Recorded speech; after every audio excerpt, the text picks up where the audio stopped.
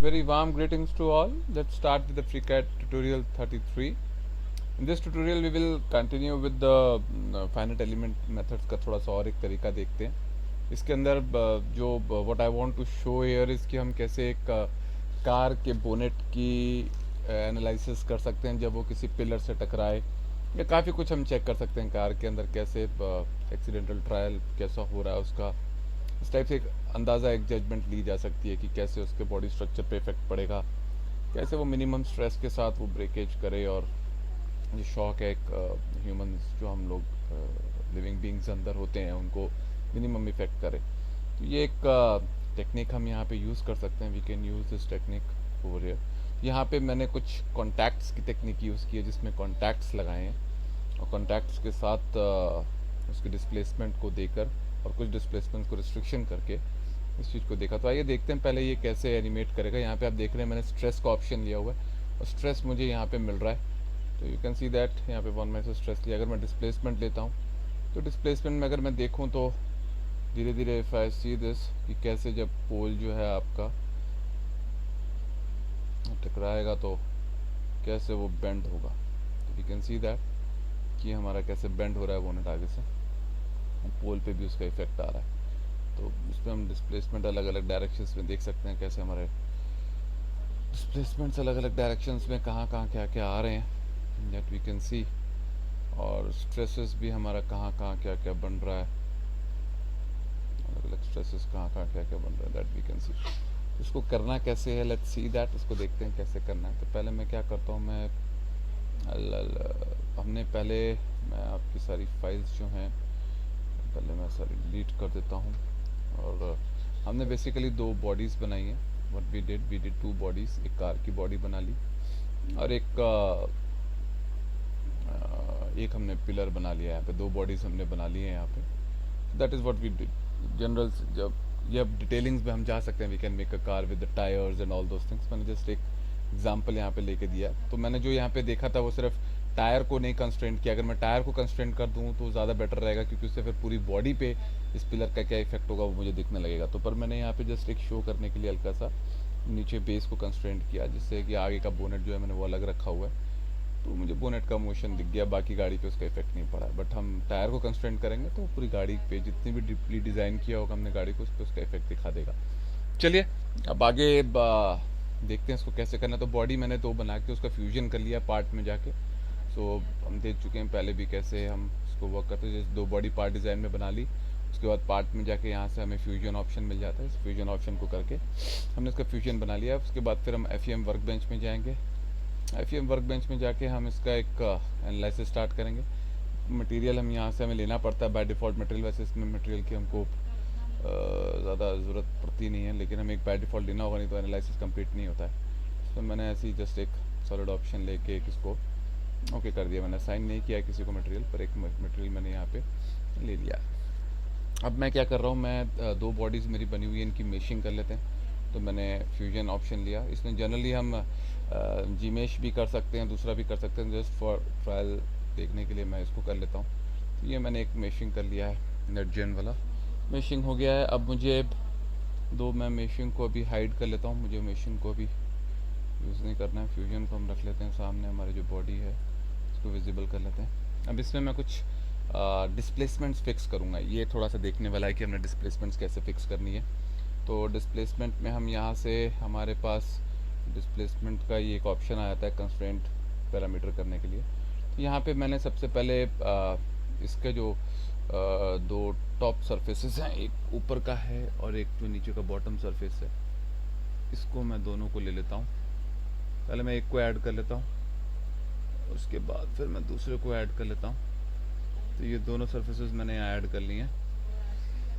और इसको मैं जो है इन दोनों को मैं सिर्फ X में मूव कराऊंगा, बाकी सब में मैं इसको फिक्स कर लेता हूँ.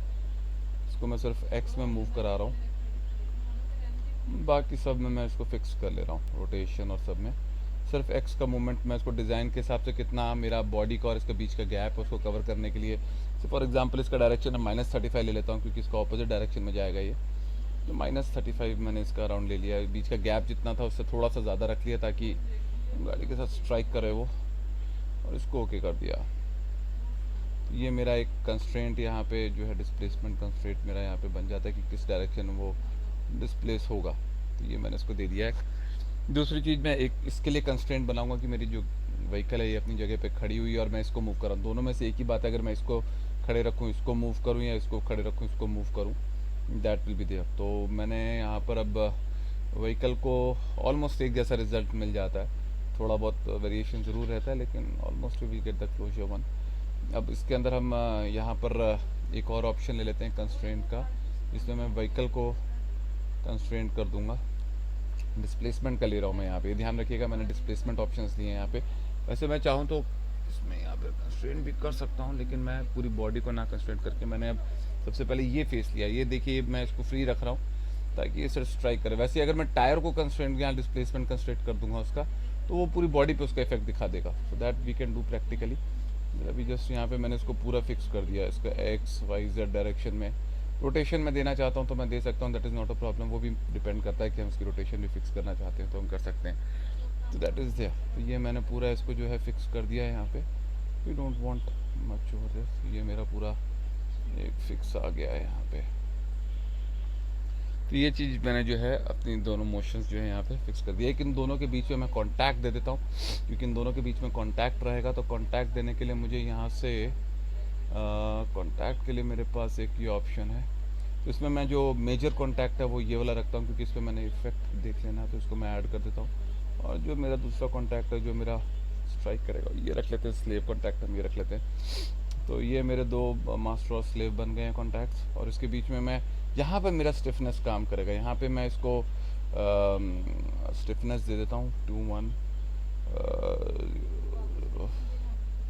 ये मैं इसको 2-1-0-0-0-0-0 दे देता हूँ। ये मेरा मटेरियल का बेसिकली हेल्प कर देगा मेरे को। कोफिशिएंट ऑफ फ्रिक्शन में यहाँ पे दे देता हूँ दोनों में 0.1 का। इसको मैं ओके कर देता हूँ। ये डिपेंड करेगा मटेरियल हमने क्या रखा है। मटेरियल तो वैसे हमने यहाँ पे कुछ इसको खाली रखा है, लेकिन हमने जो हम इसे बेसिकली जो बॉडी का स्ट्रक्चर देख रहे हैं किस हिसाब से इसकी स्टिफनेस और हमने वो रखी है वो हम रख सकते हैं, दैट इज़ देयर। तो अब ये हमारा एक पूरा स्ट्रक्चर तैयार हो जाता है यहाँ पे, जहाँ हमने सारा डाटा इसको दे दिया है, मेशिंग सब कर दिया। अब हम इसका कैलकुलस जो है इसका सॉल्वर जो है उसको चला लेते हैं। तो इसको हमने चला लिया है, ये हमें जो है एक रिज़ल्ट जनरेट कर देगा। तो ये इसने एक रिज़ल्ट जनरेट कर दिया है। ये इस रिज़ल्ट को देख लेते हैं। तो यहाँ पे ये जो मेरा रिज़ल्ट दे रहा है वो आप देख सकते हैं, रिज़ल्ट इसने यहाँ दे दिया है मेरे को। वी कैन सी दैट जब ये टकराएगा तो ये कैसा हम इसको हाइड कर सकते हैं। We can hide this constraints, it's not a problem. हम उनको हाइड करना चाहते हैं तो वी कैन उनको हाइड कर लेते हैं। तो हमें जहाँ पे जो है देखिए पूरा आपका बॉडी कैसे स्ट्राइक कर रहा है ये दिखाई दे रहा है। तो ये हमारा ओरिजिनल बॉडी था और ये हमारा डिफॉर्म बॉडी हो गया। तो इसमें हमने जो है पूरा देख लिया कैसे डिफॉर्म स्ट्रेस हो रहा है, डिफॉर्मेशन भी वो हमें दिखा रहा है, स्ट्रेस भी दिखा रहा है, इसकी वैल्यूज़ भी हमें यहाँ मिलती जा रही है। तो हम जो इसका डिफॉर्मेशन पूरा देख सकते हैं कैसे ये डिफॉर्म होगा। यहाँ पे ये गैप ज़्यादा रखा है, अगर चाहें तो हम इस गैप को बिल्कुल क्लोज रख सकते हैं तो हमें ज़्यादा इफेक्ट एकदम से दिखा देगा वहाँ पे, दैट इज़। तो ये हमको पूरा जो है इसका इफेक्ट दिखा देता है। तो इस टाइप से हम जो है ये पूरी एनालाइज कर सकते हैं। बाकी क्लिपिंग आप देख चुके हैं, जैसे पहले क्लिपिंग की थी हमने, क्लिपिंग करके हम अंदर के स्ट्रक्चर देखना चाहते हैं वो सब हम देख सकते हैं। Thank you all for watching it. I hope you all have learn something new over here. So many more applications are there where we can use the FreeCAD and its applications over there. We'll come up with the new something over there next time. Thank you all for watching. God bless you all. Stay blessed and see you soon in the next tutorial.